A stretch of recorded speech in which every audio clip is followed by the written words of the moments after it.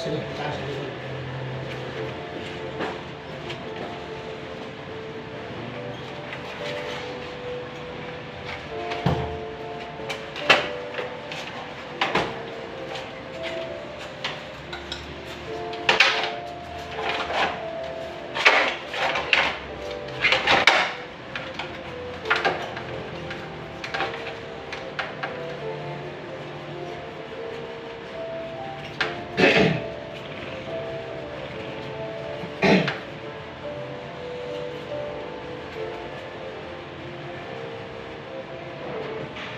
Pasok mo yung wire, pre.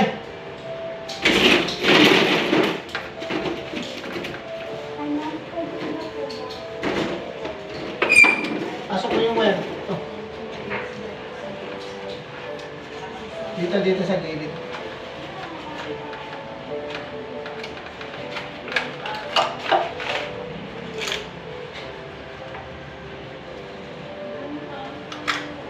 Tingnan dito. Yan. Nandiyan mo lang ano, tina.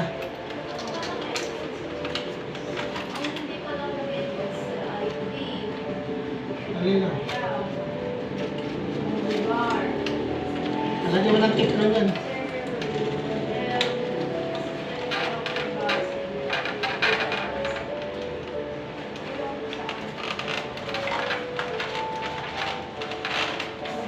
Walang mo wire, pre.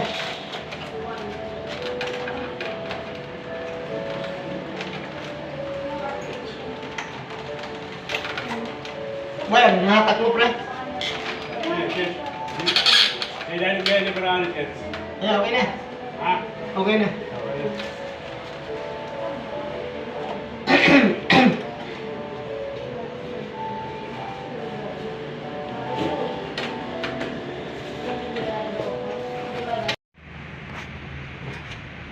Kaon na yun. Kaon na.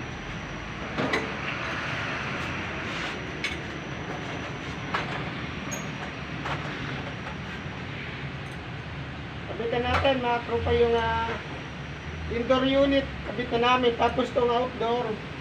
Giginar ko yung dami niya. Lilinisin din niya kung kapag na. Ito muna, kapit.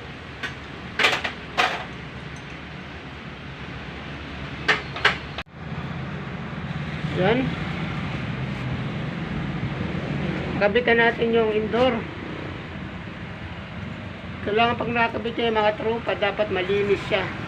Gandang pagka-flare nyo para wala siyang leak. Ngayon, pag nilagyan natin ng freon, pag pinakawalan natin ang freon dito sa condenser, liligtas natin yan, tingnan natin kung wala ng leak. Kasi ito, general cleaning muna namin ito mga tropa ito.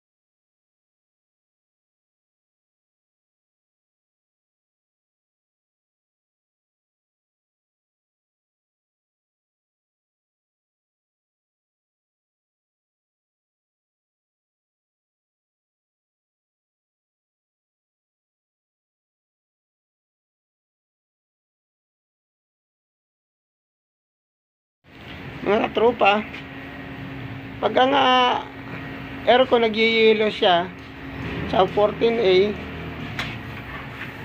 ibig sabihin po yan, kulang ng freon. Ngayon, kagaya niyan mga tropa, nagyayelo siya.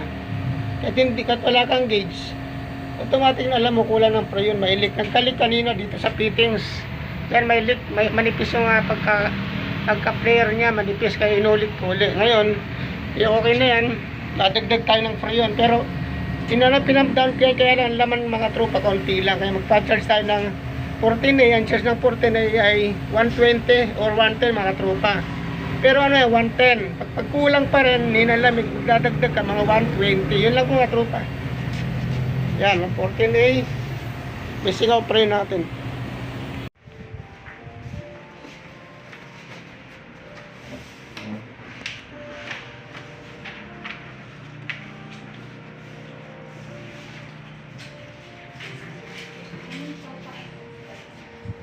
Ayan, okay na. Yung general cleaning na split type. 1 HP inverter. Inverter, okay na po. Pull down, general cleaning and recharging of freon. Thank you very much po.